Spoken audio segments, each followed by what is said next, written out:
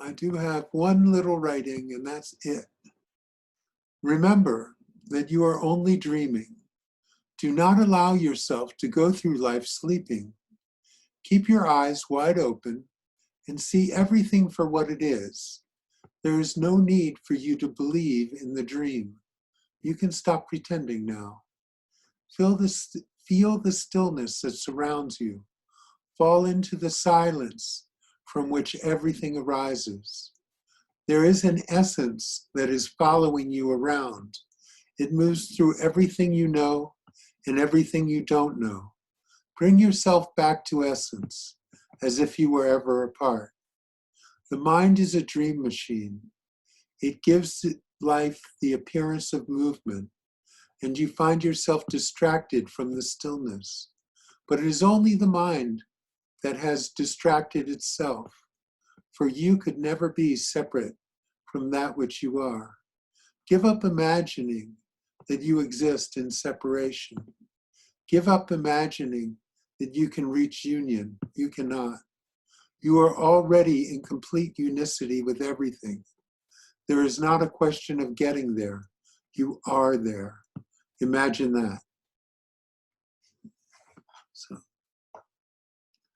there you go.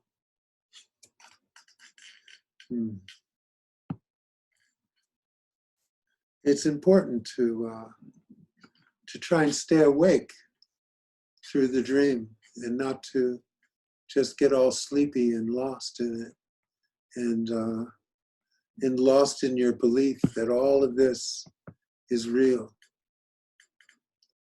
Mm-hmm. Mm-hmm. All of this is just an appearance in consciousness. It's not substantive. It's the stillness, the space, the silence. That's all there really is here. And this appearance of movement is just, it's so minor and so insignificant and translucent, really. The whole life is translucent. The body, all of it, all of the stories, all of the elements of life are translucent. And what's here is stillness and space. I mean, if you look around you, all there is space. Your eye and your mind, you focus on the objects in the space. But 99% of what you see around you is just space. It's emptiness, it's still, it's vacant. So that's what everything is, you see. So what's happened is you've imagined all of this, that all of it is real. And it's not. It's just an appearance. And what's real is the place that you came from and the place that you're going. And right now, there's just a distraction going on that has veiled you from seeing where you actually are. So these satsangs are a reminder of that place, you see, and the homework assignments are a reminder of that stillness, that oneness. I really like how bold Nisargadatta is about his place. I love it. He's like just so out there, you know. I was never born. I could never die. It's like he's totally, and yet he lived a life, and the body was born, the body died, but he was not associated with it whatsoever. So when Nisargadatta died, it was a painful death. It was throat cancer. And it was toward the end. He was still giving talks, but he could barely talk anymore. It hurt too much. And one of the disciples said, Maharaj, it looks like you're in great pain. And he said, yes, there is great pain. But there was never an association that he was in great pain. Just the presence of it was there. It had nothing to do with him. You see. So the divorce is so complete between that sense of separation that you feel in your daily life. That just didn't exist for him. He was living in that oneness all of the time. That's all that was going on. It's complete unicity. And his words were trying to describe what it is, you see. But the problem is it can't be described because it's beyond words. Words are only good for things with distinction. But he did a very good job of pointing to it, of pointing to what it is.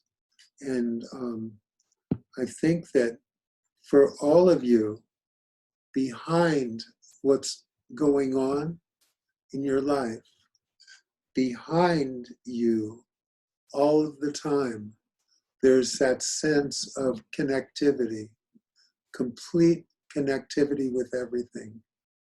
And that you're living with it all the time, but you're so used to imagining that you have a life of separation that you fall into this sleepy world of kind of forgetfulness and dreaming, just dreaming this life. Whatever it is that happens every day, you're dreaming it just like you dream in your sleep, you see. But dreaming is optional, you see. It's not necessary. You can all simply fall back into that place, that essence. You see, there's all different ways people try and describe it, like the I, the falling back into that place that existed before the I even arose. There's the witnesser, and then there's before the witnessing. You know, where is that? Go back to source. There's a source behind everything. And keep falling back into that. And allow yourself to let go of pretending to be in separation. Because you never were. We're all the same, I promise you. We are all the same. And we are all 100% connected.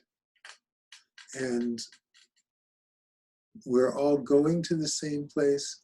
We all came from the same place. We all are in the same place. And the only one that doesn't know what's going on is the one that's trying to figure it out. You see, it's just the mind that doesn't know. And the mind doesn't know because it's not something that you can figure out with the mind. It's something that you know before a thought can touch it. You just know it. And I think everyone who comes to these talks knows what I'm talking about. There's an instinctual thing that you know you're connected. You know you're one with everything. You just know it. And so what I'm suggesting is you all slide into that. Keep going with that sense of knowing. And more remind yourself that you've just imagined this. This life is a product of your imagination and your belief and the resulting pretending that happens, you see. But it's nothing more than that. It's nothing more than that. And we're all going to get there where there's no more obstruction, no more veil blocking this, knowing. So it's just a temporary thing. And this intensive, these talks, all of them, are to help you to remember. This is, that's all this is. We're just reminding you that you are not who you think you are. You are more than even you can imagine. So keep working with it. Listen to the talks, because they're great reminders. All of this is a reminder. Remember, remember, remember. That's all this is about. Just remember, make the commitment to remember, and keep it. Be earnest about it, as Nisargadatta says. Be sincere. Follow through on this commitment to remember who you are, to remember that you are not separate, that all that's going on here is oneness, and there's an appearance of separation that is very, very, very, very minor. It's locked in a world of time. It's locked in a world of movement. It's not substantial. What's substantial is that silence and stillness that surrounds and pervades everything. Everything. Every little thing that you are aware of, even with your mind, comes from that silence. It comes from that stillness. But the movement, it's like, it's hypnotizing. And you lose yourself in the movement. And you think, oh, you forget about the stillness. So continue your homework. Continue to remind yourself. And if you get good at this, it won't be work anymore. Remembering will be second nature. And forgetting will be really odd. And when it happens, all that will happen is you'll remember again. And then, you see, then it becomes an effortless thing. And you move through your life without difficulty, you see, because it's got nothing to do with you. None of this does. Don't worry about it. Everything's fine. Just remember. Just remember. So, and that's my job, is just to remind you. And when you remember, you'll go, that's right, I always knew this. Yeah. So good. I turn it over to you guys. Make something up and I'll answer.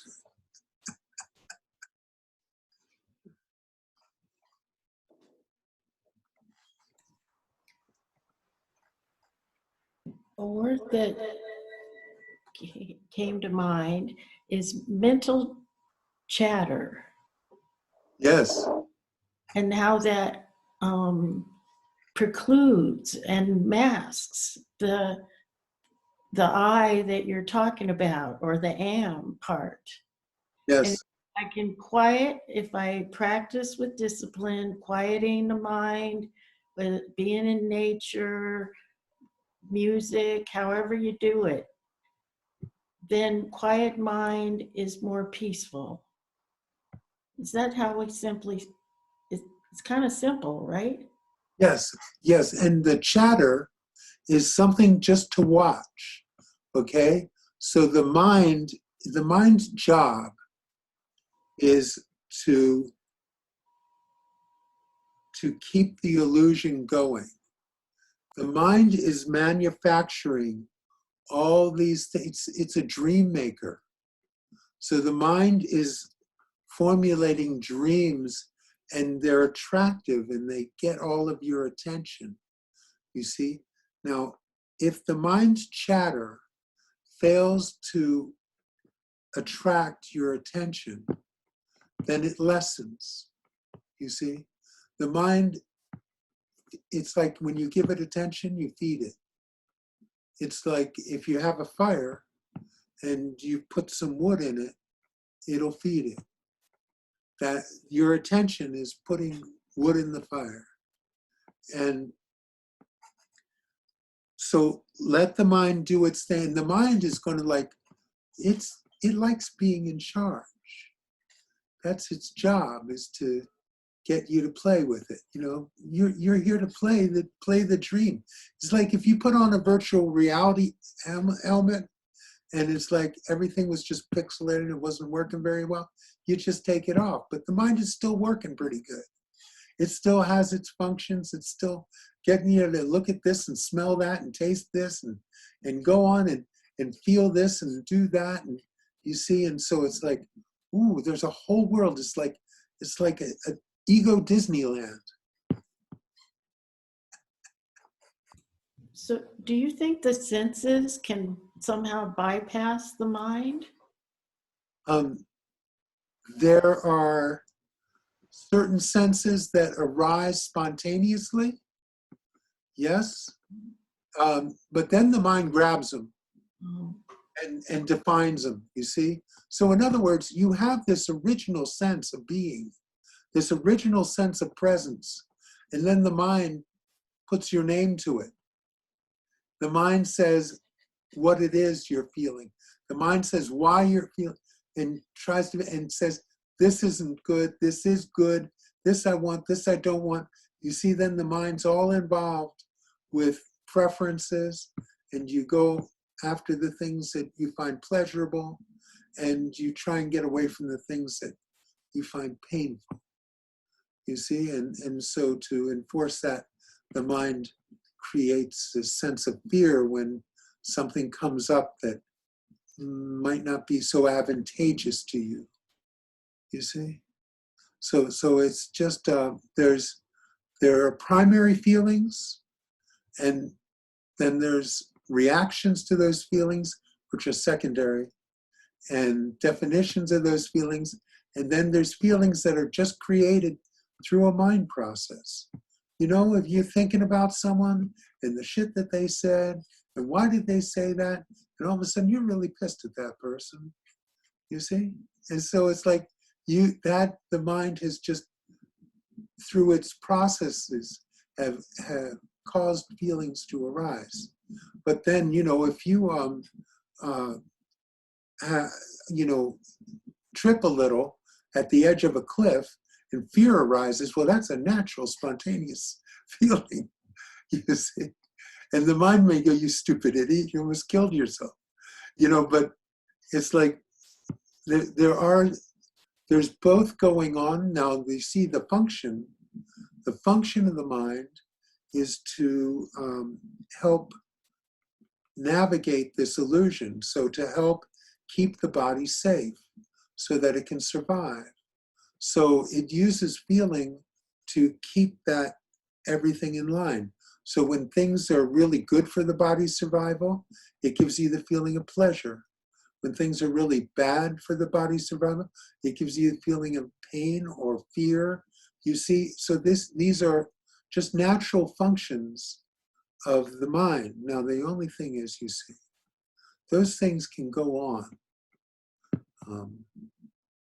The thing about it is the personal identification with those feelings as your feelings, you see, with this body as you. You know, see, now that's where it gets you. It's like, you know, it makes you, those feelings, it makes them, I think one part of I Am That, he says, you know, like, you're a hook, the world is rings and you're a hook. So, you know, those things are rings and you're a hook, and you grab them and you lock into them. So make your hook straight so that it doesn't happen. So you don't get caught in them. And you get caught in them when you believe, no longer do you believe that you're in complete unicity with everything. No longer do you feel connected. You feel like a body. You feel like an individual, separate. You feel like someone who has to take care of their life of separation through whatever means, you see? And so you fall into this world, and then you see, now the mind's got you hook, line, and sinker. And you see, and it has its way with you. And then what the mind's chatter is becomes very important. Everything the mind does becomes important. And you focus on it, and you look at it, and you think about it, and you have feelings about it, and blah, blah, blah. And then basically what you're doing is you're dreaming. You're just dreaming. You see, it's just like you might as well be asleep and just be dreaming. At least when you're asleep, you can fly. You can do a lot more shit. But here you're awake and you're dreaming. This is the wakeful dream, and it seems, oh, this couldn't be a dream because it lasts for so many years. But it is. It is. And it seems like a long time, this lifetime. But what's a long time is how long you'll be dead. That's a long time. It makes this lifetime seem very, very short.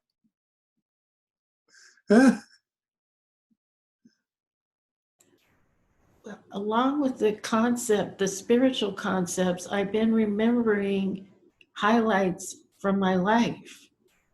Yes. So maybe I'm a little confused when you say remember, because I'm personalizing, saying, oh, this is when I felt really enlightened, or these were some really, great connection feelings. That's all right. That's all right. You see, you let whatever comes up, come up. Some of it is just releasing too, you see. Some of it needs to come up to be released.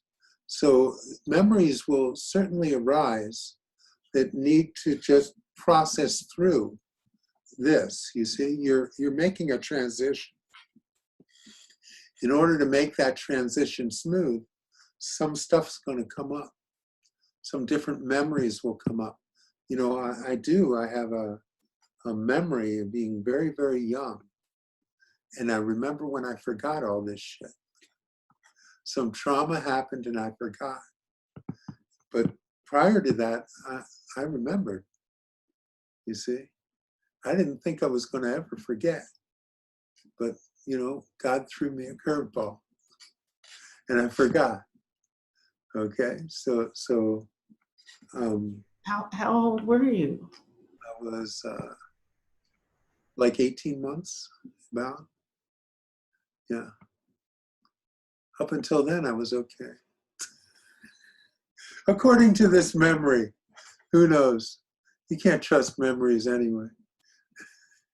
You know, I always think about the kid whose parent is being totally cool with him in the grocery store, and the kid's up on the cart screaming its bloody head off. You would think someone was murdering that child, and the mother's being nothing but nice, and the kid's just flipped out. And, you know, I picture that kid going to a therapist, you know, like 20 years later, talking about the trauma that he went through when she was a child.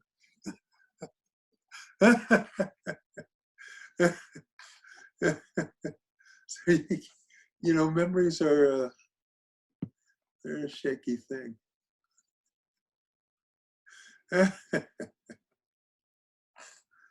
Hmm.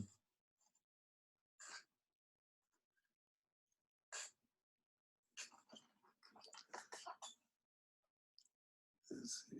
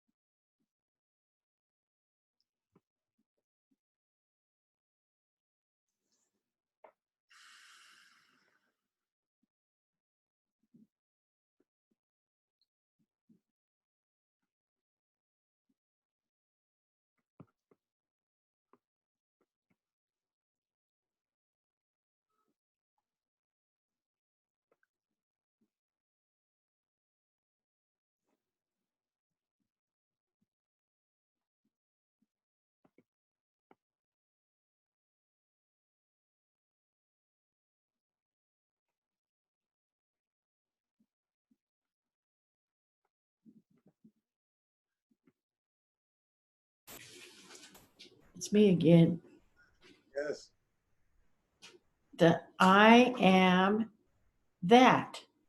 Any that you put on it is incorrect. Is All of, that what he means to say? all of it's incorrect, but I am that is, as long as you keep it clean and don't add anything to it, that's as clean as you can get with your mind. Okay? I am that. Soham. I am that. It's like, so you're not defining what that is. You're not adding to it. I mean, but that, what is that? It's that which is indefinable, which is that silence, that essence, that stillness. But you see here, I've added to it, you see? It's more than anything that you can imagine, but it brings you to that place if you just sit with it. And you do it with your breath, you know, the soham. And when you breathe, there's a secret, you see. When you breathe in and out, there is a millisecond in between the breathing in and out where it's not either, it's just still for a millisecond. And in that millisecond, it's totally still, and you can feel it. And if you concentrate on the millisecond between the in and out breath, then somehow your awareness of it becomes larger and larger, and that stillness fills you. So you can work with that. And traditionally, it's worked with the Soham mantra, which means I am that. So you can do it either way, but so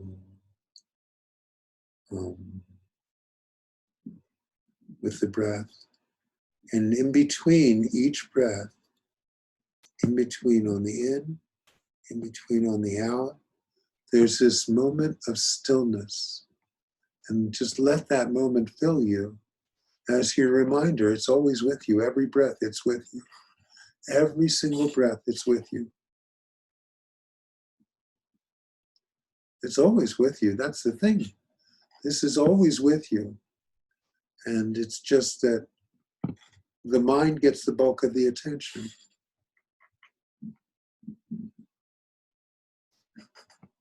So just keep this commitment to remember.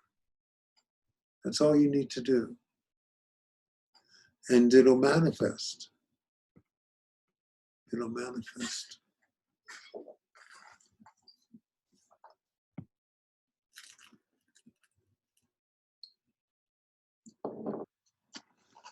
Yeah.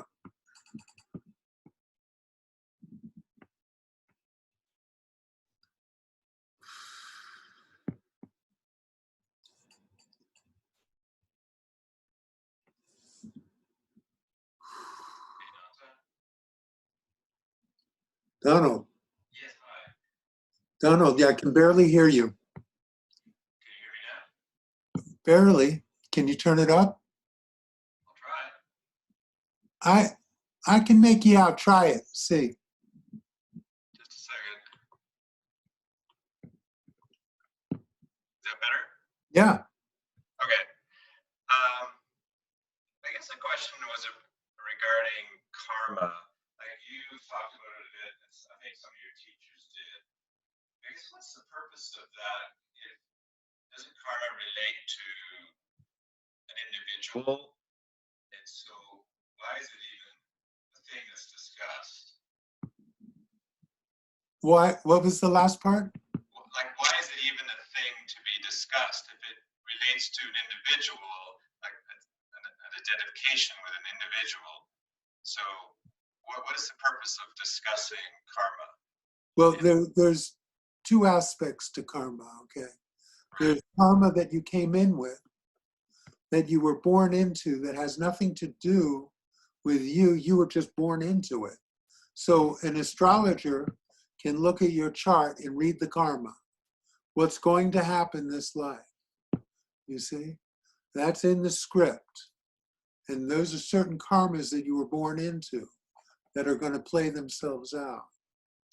And that is regardless of whether there's enlightenment or anything else. Those karmas are going to play themselves out. Now, the karmas that you would be concerned with are the karmas that you create. And all creation of karma comes from the notion of doership, that I am doing something, and in that belief that you're doing something, the energy creates a karma. And that karma, that karma is a strong energy. And you see, like, you have karma with people. There's people that you meet, and for no reason at all, you hate them. And for no reason at all, you love them. You see, these are just karmic things that arise in a lifetime. And so it's just an aspect of living on this earth, just like time and many other things. It's just an aspect that you have to contend with on this earth, and it also adds to the sense that there's something here. There's something to this, because karmas actually can last much longer than you. They can last longer than a lifetime. So it's just another part of the energy factor. So we discuss it because it also helps you, gives you a visual of what it is, this notion of personal doership, and how it creates an energy that becomes a tie for you. It holds you in, you see, and it makes it more compelling, all of it, you see. But we all know that there's people that are just real shitheads, and great things happen to them, and they live forever. And there's people that are total angels, and shit happens to them, and they die early. So there's no rules about this. It doesn't work the way the human mind thinks it should, because there's other things involved. There's destinies, you see. So that's what we just, that's why it comes up. Does that answer it? Yeah, I think so. But it's not something I focus on. No, I don't mention it that much, do I? Pardon? I don't bring it up that much, do I? No, not very often. No, I just kind of wondered why it was even part of any of the Advaita, discussions or teachings. Because I think really the reason is just as a demonstration of where doership comes in, and the effects of doership. right. So really, when you really buy into the dream, when you're not only imagining that it's true, but you're actively pretending that you are this dream character, that it makes this energy, and it's something that you want to be aware of on the journey. It's burdensome energy. And so really the reason they say that an enlightened being no longer gets reincarnated, because there are no more karmas being created, you see, so that's washed away. And then, of course, there's no association with an individual, so any karmas that might have been there, no one's associated with them anymore. So there's no more, so like I said, the hooks aren't there anymore. So there's nothing, it's just, there's nothing holding on to it at all. So it just goes off like waste in an ocean. Right. Yeah. Thank you. Sure.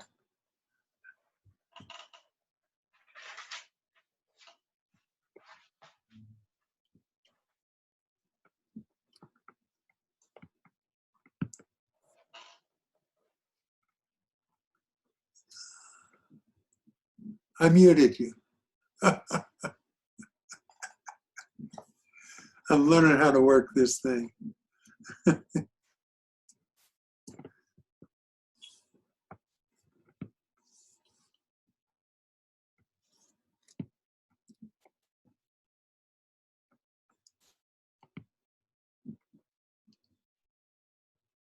Okay, let's pick on Indigo. Look, she's unmuted. Hey, Indigo. Oh well, maybe not. Huh? I can't hear you. Too bad.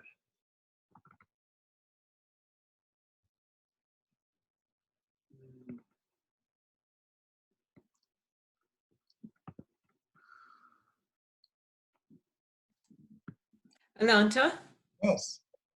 I noticed in listening to Nisargadatta that much of what he says I have read in the Gita. Oh. A lot of it. It's very traditional Hindu philosophy. You know, and the Gita is full of non-dual poetry. Mm-hmm. But one of the things that Nisargadatta said, and is also in the Gita, I found kind of interesting. He said, go deeply into your desires and their ramifications. So, you know, we humans like to dive deeply into our desires without examining them. We get attached to them, we get overly involved in them without stepping back and watching, and without watching the ramifications of the involvement in those desires. I'm amazed at how much psychology is in Nisargadatta's teaching. There's really a lot. You know, India has no psychology, so it was really a unique take. Yes. I really like that. That's more up my alley. Yeah, mine as well. Maybe that's why I felt so attracted to him. That and the fact that he was Ramesh's guru, so he was always around. Yes.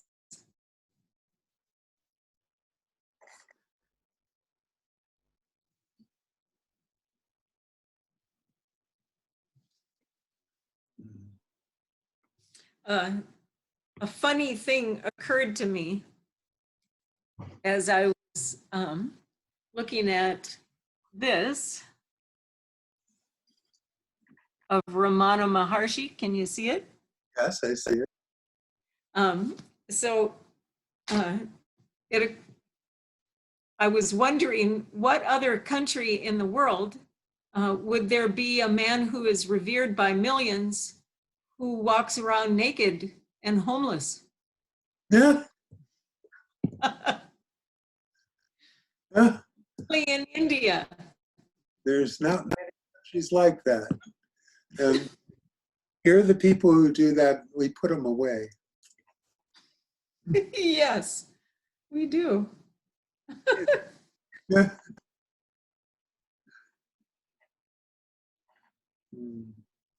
I know.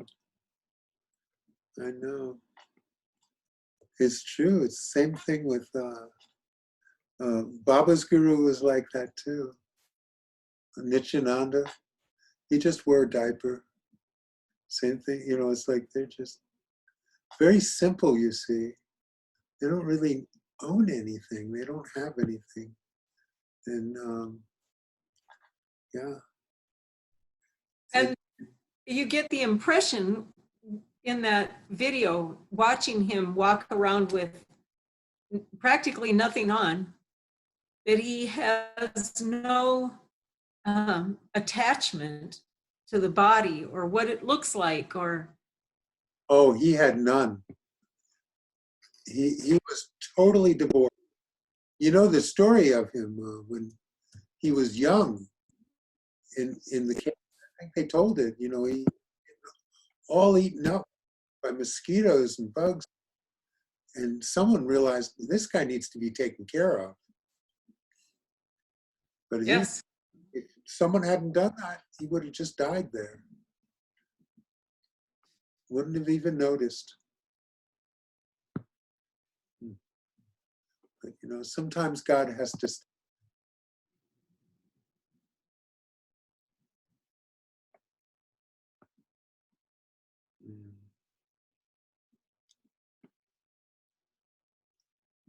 Yeah. Oh well, I guess I won't be wearing a diaper anytime soon. I don't think I can get away with it. Maybe if I had an ashram, I could do what I wanted, but who knows? I'm just not a diaper kind of guy. Indeed not. I don't think anyone wants to see me in a diaper.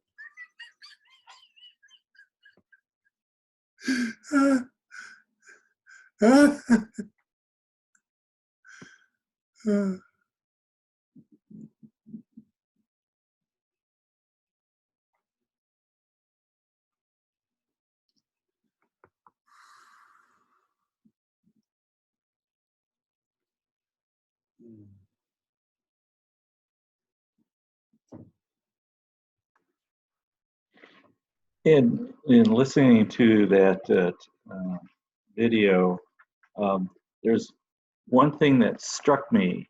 It says, "No ambition is spiritual." You know Yeah. what that means? What's that? No ambition is spiritual. And your question? That, I mean, because obviously any ambition comes from the me. I can hear. What's your question? What does that mean by no ambition is spiritual? Because any ambition comes from the me. You see? The me wants this. It's a desire. You see? So that's strictly egocentric. Mm-hmm. Even the ambition for enlightenment. But you know, what are you going to do? You start somewhere. Part of the process, though. Yeah, yes, but it's not a spiritual part of the process. Yeah, but that's, you see, that's drawing the line so you can see it. So you can see what ambition is. Okay. That's, you see, now he's using words, he's doing really good with really clear concepts. And this is one of them that just clearly shows you where the ego is, where that sense of separation is, you see? Because he also says, he said, the enlightenment is sudden. I mean, you know, the sadhana is a process, but the actual thing that happens is sudden. It's like a light switch, you see? So you have this process going on, sadhana, but then when it actually happens, it's just like an on-off switch. It just happens. And it's done, you see, it's like 100% done. So that's all right. You just go through the process and your sadhana. And if you're really sincere about it, if you really put in the energy, I mean, really this 10 minutes an hour, and if you do this homework, like really invest some time you know, in it, and energy and thought. It's like if you do that, it will bear fruit. It will bear fruit. And, you know, the worst that can happen is you just have a more peaceful life. Oh, well, you know. So that's not so bad. Sounds good to me. The best that could happen is you just live in that stillness all the time. But, you know, even if it's just an improvement, it's worthwhile.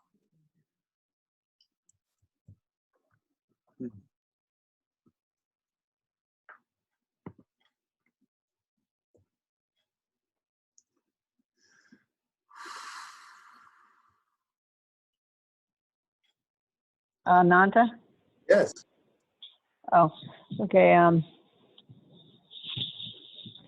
So for a couple of days I've been, you know, real sick, and a lot of times, probably most of the time when I get real sick, you know, I have a lot of physical symptoms, right? I just can't meditate, or I'm just so, you know, attached and kind of fighting with the body mind, you know, and all its symptoms. But then sometimes, like today, it gets so bad that like I just sit in darkness, you know, and meditate, really kind of out of desperation, you know. It's like, so I guess some people term that sadhana out of desperation. I've heard that term. And anyway, so I was meditating. I kind of got into this, I think they call them, you know, these dreams, these waking dream states. You know, you're awake, but you're basically having a sort of dream-like state. Everything's very fluid, and some of it's sort of nonsensical. And but then I think for the first time ever I've been in that state, it was like no matter what was happening, I wasn't disturbed, even though what I was watching was disturbing, would normally be disturbing. Yeah. And then, you know, I got to a very sort of peaceful, silent stage. But that's as long as I'm sitting, eyes shut, you know, darkness. But as soon as I get up, I had to get up, I had a worker coming. And, you know, it just like goes, just like, almost like you weren't even aware you had it, but you did. And so it's kind of like if you're watching a movie, say on a screen, one movie starts, and so usually you would think there would be, between one movie, you'd think there'd be an intermission or something, and then the next movie. But it seems like there's no intermission. You're just, you know, in one state where you are the witness, and then suddenly you're not. You know, like no warning, nothing, just boom, poof, you know, kind of poof. Right, right. That's all right. All that you see, that's the habit is very strong. You have a long history of this, of dreaming, and it's so easy to slide back in, and all life has to do is throw you any sort of curveball, and you're back in it. You see, it's automatic, an automatic thing. So that's fine. You just notice it. All you do is notice it, and then you can remember again, hopefully, and understand that pain is designed to draw your attention, because the body, that's how the body-mind works, is the mind is designed to draw your attention when there's pain, because that's important, you see, for survival of the body. So it's just doing its function. It's just doing its function. When you're well established, the mind can do its function, right? But no one is connected anymore in that way. And sure, you might be with that pain, right? But it won't be yours.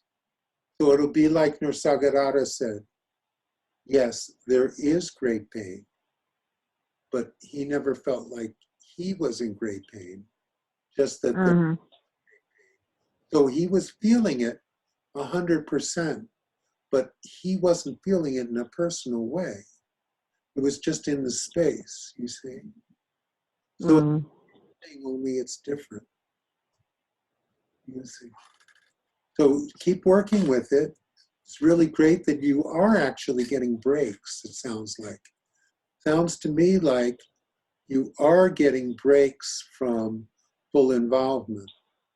You're in a place where you're just witnessing, and then you're involved, and then you can witness again. That's all. It's simple. It's really simple. Don't be hard on yourself. This is just, you've got a long history of full involvement, and now you're living in partial involvement. Okay? Sometimes you are, sometimes you're not. Stick with it. I think you're doing great. It sounds good to me. Yeah, I think it needs to be more. You know, for some types of people, I guess I'm one of them, they'd say that meditation is like the gemstone of practice, you know, so. And other people, maybe not so much. You know. Yeah, it really depends, but if you do what works. Yeah. Do whatever it is that resonates with you and takes you to that place, you see. A place of stillness, a place of just presence, nothing added to it. And it's great, you know, it's like what you're doing is you're living in peace during those times. So can't ask for more than that. Mm-hmm. Maybe you can, but who cares?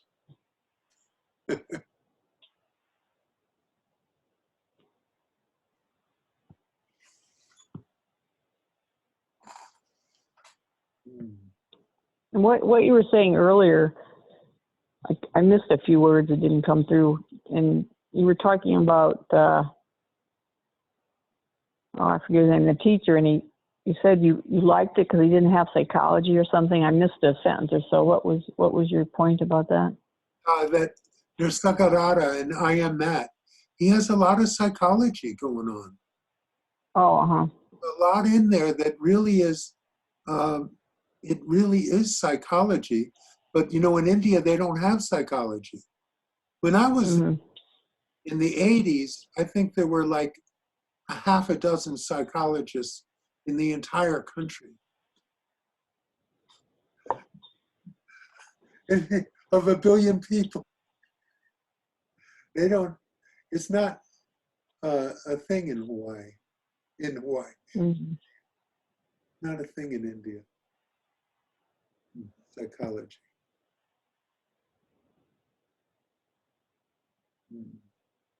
But Nisargadatta, when you read his stuff, when you listen to it, it's like he's getting right in there.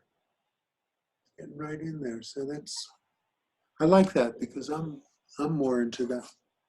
Yeah, okay, I see. Yeah. That's all I was saying.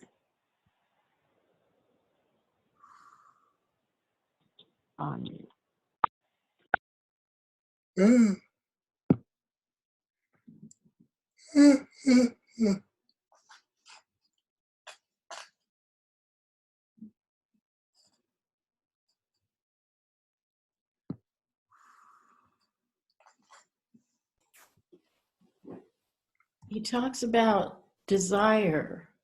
Yes, I noticed that. And, you know, that's different because I thought desire helps with motivation. Motivation helps you, you know, get a better job or education. So the American way is there's a lot of carrots out here with desire. So, you know, in India, maybe there's not as many opportunities. So so how does this desire thing work? Well, it's just another way of saying, you know, like the things that you want in life, you know, the things that you're going after. He lumps it up, desire and fear. You see, so it's kind of like, just like I remember there was this woman who was autistic, but she was an animal whisperer. And she explained that because she could work with all these animals and she could design like things for cows that really worked because she knew how the animals were. And she said they're always moving between curiosity and fear. So it's almost the same kind of thing, that it's just a natural way for our mind to work between, ooh, look at this, I want this, and fear, oh, maybe not, you see? So there's this movement between desire and fear, and then you are moving, going after the stuff you desire, and you're trying to get away from the stuff that you're afraid of, you see? So it's just a way of categorizing how the mind works. And through these categorizations, you can more clearly see it, you see. And if you can more clearly see it, then it's easier to step away from the dream and not get lost in it, because you can see what's going on in it. So if you can just look at your life in terms of that movement between desire and fear, and watch in your daily life how that moves. Yeah. And that's psychological work.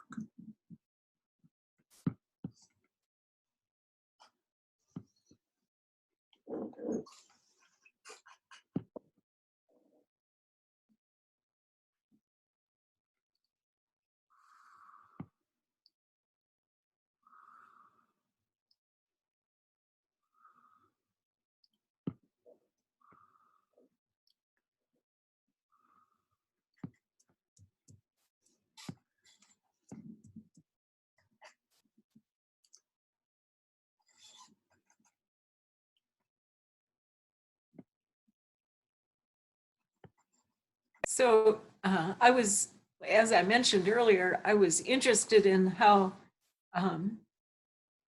Nisargadatta talked about not only watching your desires, but watching the ramifications of the desires. And, so if I chase after the pleasures of the senses out of a sense of desire, then if I do that and I'm watchful, I'll watch to see that chasing after the desires, the pleasures, brings pain. Yeah. Actually, right? Well, yeah. The thing is now, somehow the mind says, we can get this pleasure, but you understand pleasure and pain are really the same thing. They're part of the same unit. You can't have one without the other. If everything were pleasurable, you wouldn't know what pain was. If everything was painful, they come as a set. So the mind likes to think it can get one, but it never works out that way. So you watch it and you see how it actually works. And so really you see it's the mind's goal of just having pleasure is futile, you see.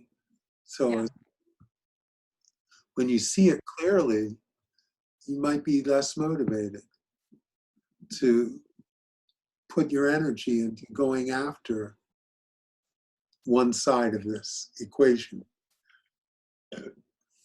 Yes. Like someone once said, you can't have a light without a dark to stick it in. They come as a set. Mm-hmm. Ananta, I think I go after pleasure indirectly by attempting to go into witness consciousness, and in that state, I feel pleasure or joy. So so I'm really seeking pleasure, but doing it in I guess a spiritual way, or what? I'm not sure. No, it's the same for everybody. When I met Baba That guy, he had it all. I could tell that he was like genuinely peaceful and happy. Okay? I wanted that. I wanted to feel that because I wasn't feeling that, at least not with any consistency at all. So, but he was, and I wanted what he had. Okay, so it started out that way. So it does start out that way, but ultimately, when you're really sincere about this, you have to be willing to find the peace that is large enough to embrace even those things that are uncomfortable, that you're not at peace with, you see? When you find that, then you have true peace. Okay, so right now, you're going after the la-di-da meditation, you're feeling oneness in that moment, and it's nice and, good, oh, this is it, this is it, this is it. Now, when it hits the fan, if you don't feel that peace, oh, this is it, now you have something, okay? But in order for that to happen, you have to really, your sincerity is put to a test. Because what happens is, the mind goes, oh no, not this, where'd my peace go, where'd my peace go? Oh, well, this was your mind's peace. You want something bigger than your mind's peace, because your mind's peace is just the opposite of pain. You see, that's it, the mind is living in the world of interrelated opposites, and the peace that it feels is just comfort, just a sense of pleasant, nice, comfortable, you see? But the opposite of that is uncomfortable and difficult. So when you really apply your sincerity, you have to go a little deeper and be able to find the peace that can embrace everything. Find the peace that can be at peace with you being uncomfortable, with you having difficult feelings, with you not feeling good. You see? When you find that peace, then you have something. Then you have something that nothing can shake, not even the mind. Nothing can shake it. Nothing can change your place. You see? That's true peace. So initially it starts out with the mind trying to go for it, trying to get it. But you see, the mind can only get things in separation because the mind lives in separation. So the peace that you're finding has an interrelated opposite. You see, so it has boundaries. And the peace that you're looking for, the peace that Baba had, the peace that Ramesh had, the peace that Shree had, the peace that Ramana had, that peace is one that will be there no matter what. And it was so intense with them that just being in their presence, you felt it. Always, you felt it. Just being in their presence. So that's the peace that you want. And that's not a peace, it's not peace of mind, because peace of mind is fleeting. It's a peace behind the mind. It's this stillness, that quiet, that silence that is from which everything arises. So just keep going back. Just keep going back to source. Go deeper into source and find the peace that has no beginning and has no end. Find the peace that nothing can change, that it doesn't matter what is going on in your life. You could have all kinds of shit going on, but you're at peace. You understand? Okay, so like I discussed, there's this stuff going on with Kelly. I'm at peace. I'm fine. I've been totally fine through it,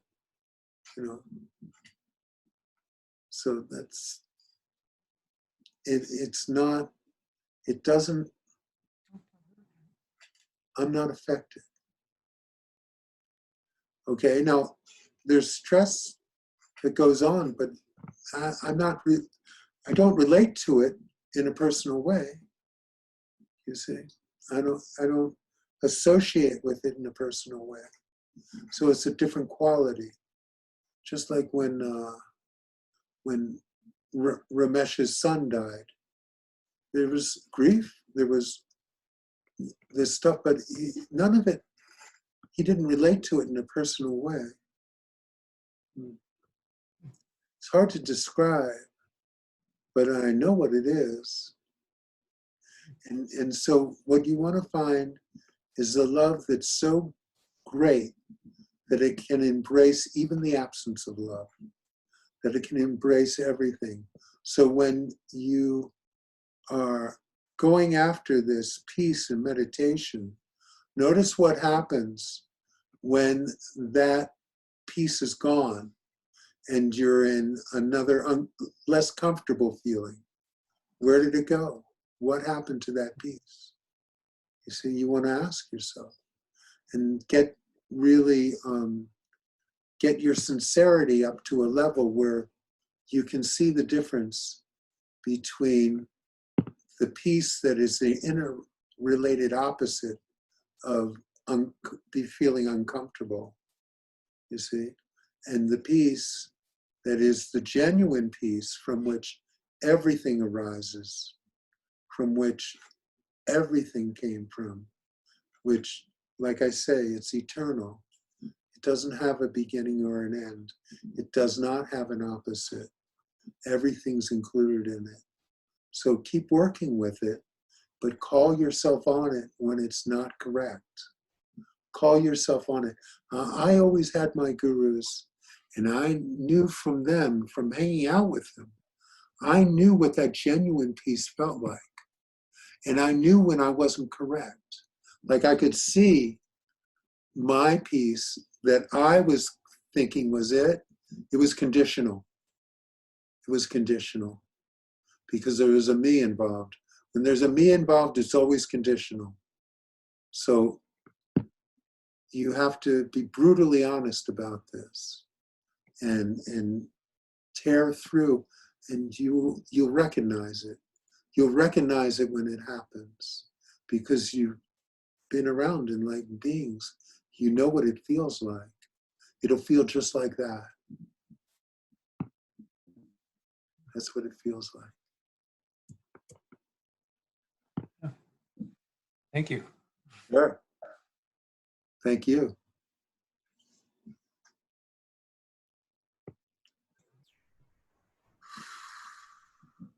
I'm remembering when I was 15 and I left my body in the hospital.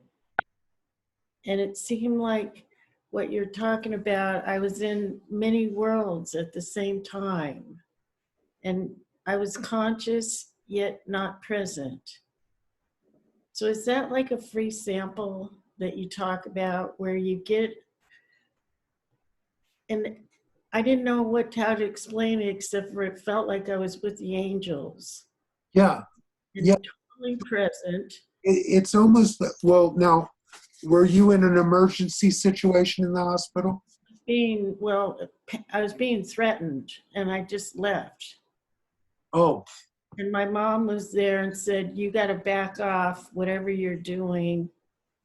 You know, she knew I was not there anymore. And so they stopped their procedure and I tingled back.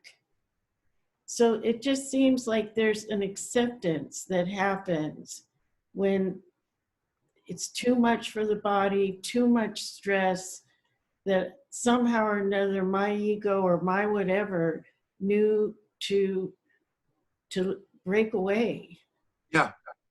And without my mom, I don't know, I may not have come back, but with her there, you know, I grounded back. Right. It sounds like coming attractions. Well, your free sample idea. Yeah, yeah. I was saying coming attractions. This is like a trailer to the end of your movie. But, you know, when it happens to you when you're 15, that's, see, when you talk about feeling something, you can't unfeel it. That feeling's still with me today What feeling is it? of knowing that I'm safe no matter what. Kind of like that. Just Cool. knowing that the body, the mind, the spirit knows how to protect or deal. But see, then that's ego, that protection stuff. But it felt like I could go and be with the angels if the shit hit the fan we're on the earth or something like that. You just got a preview. That's fine. Yeah, you could call it a free sample. You could call it a free sample. It's like, And it you shows. can't will it. It wasn't a willful thing. You know, I didn't say, okay, I'm going to leave or check out. It just happened. Right. Cool. I think it's cool. It's like you get these glimpses, and people get these glimpses through different means. It can even be through drugs. You know, you get these glimpses, and they stick with you, and they tell you there's something else going on. That it's not all about this involvement in this life. That there's something else going on here. You see. And so great, you get that picture, and it stays with you. It stays with you, and it's something that you can. It helps remind you. So It helped me feel stronger. But see, there's the identification part. And that's where it gets messy. How do you know, I guess that's why I'm with you, is to learn how to unstick all this. well, you know, you can only do so much, because you unsticking it is just the mind doing more work. Don't worry about this. It's not like there's a right way to do this. The shit just happens. Just like that event just happens, okay? It just happened. Now, you are putting your energy toward this. You're applying yourself, and it will take care of it. That will take care of everything. And like I say, the actual true understanding, that's not the correct word, it's the word Ramesh used. But the true understanding, it will happen suddenly. It will just happen. And it will happen in your case when you no longer forget. When you remember so well that that's where you're at. You just remember. And then there won't be any more questions. It'll all be just what it is. Because everything just is. And you'll be living there where everything just is. And instead of where the mind is like trying to pick apart what is and what isn't, and what, and this and that and this and that, really. Don't worry about it. There's no right way to do it except through your earnestness, through your sincerity will take care of it, and it'll draw it to you.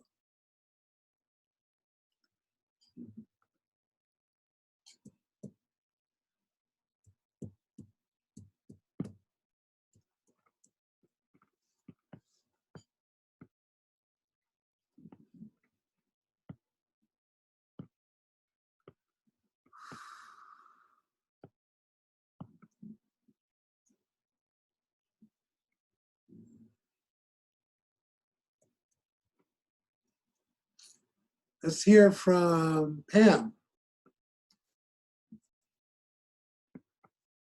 Let's see if we can. There she is. Hi, Hi. I'm there. How are you? Hi. Well, I didn't remember for about 5 hours today because I was so because I was busy with my father taking him to the doctors, and that was a big ordeal at the pulmonologist. So I was present with him, but I was unable to take my 10 minutes out of the hour. So I'm really tired today, and I know I'm making up for it now, being with you, of course. But anyway, some days it's hard, like this day, to remember.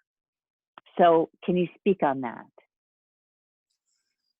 It's okay. It's okay. And you know, there's times when maybe you can only take a minute, you see? And also, you know, even though you're with your dad, pulmonologist, there's got to be a few quiet moments there.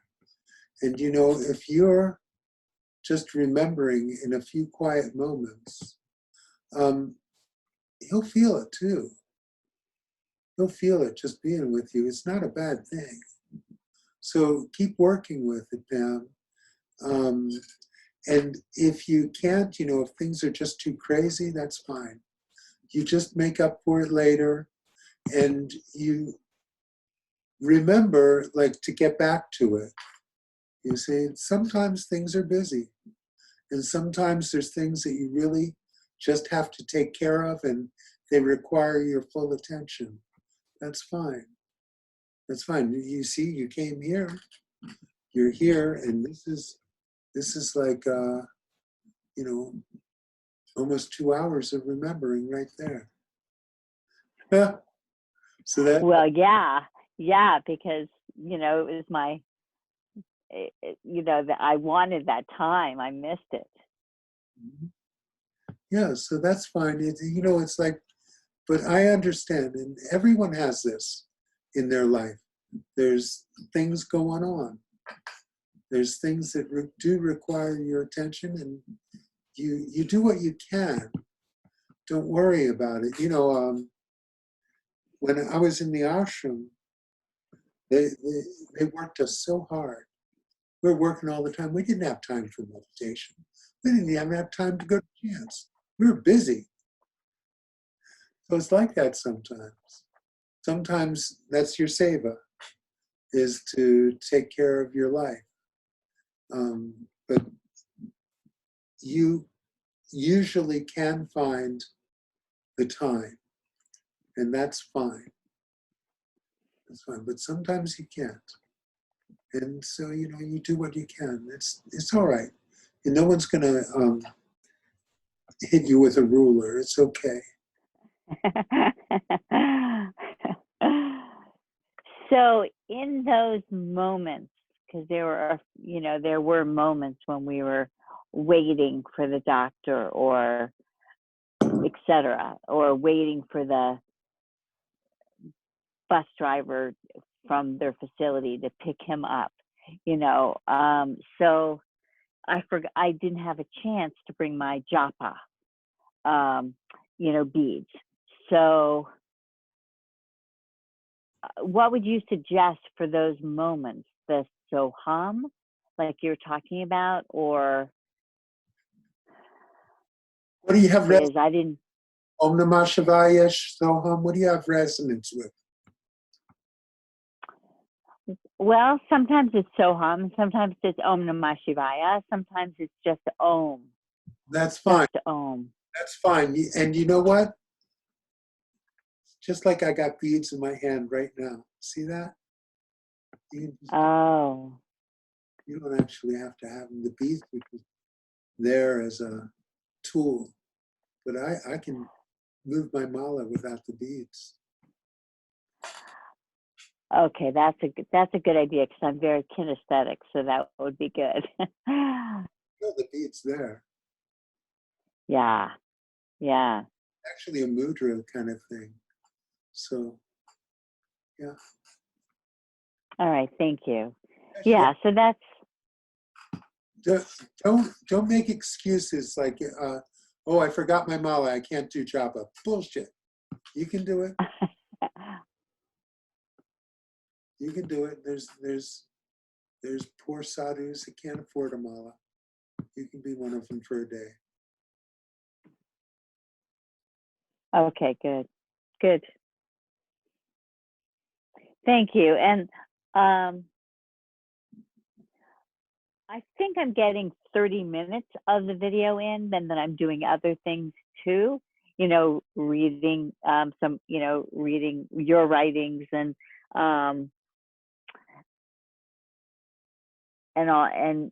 doing japa and doing other things too. So I'm doing the best I can.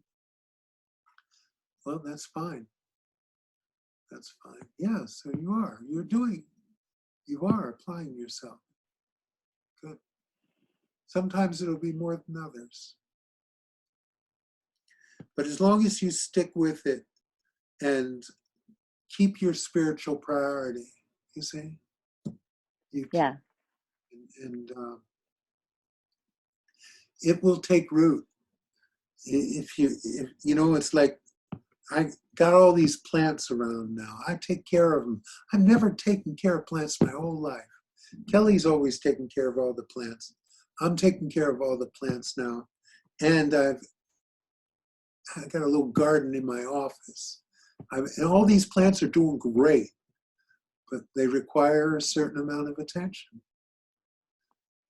So you give it to them. You give them that attention. It's very simple, you know. You give them water and make sure they're happy where they are and let them do their thing and make sure they get enough light.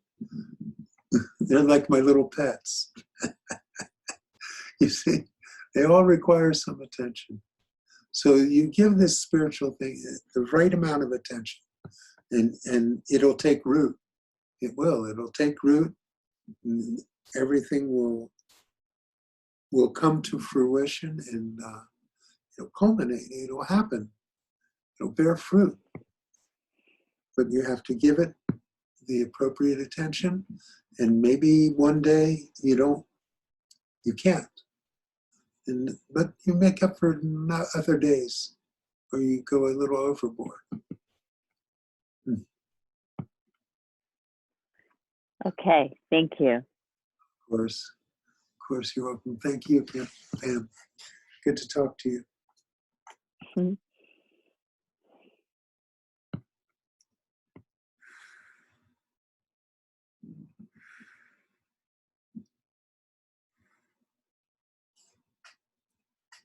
Mm.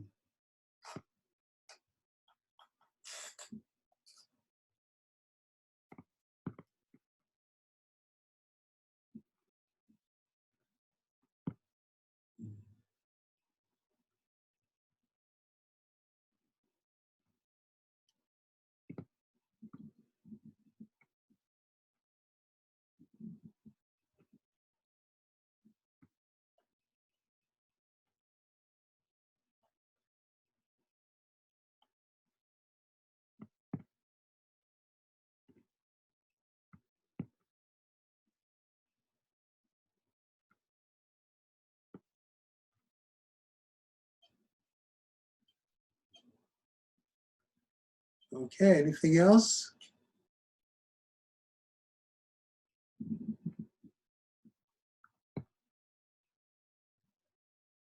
Okay.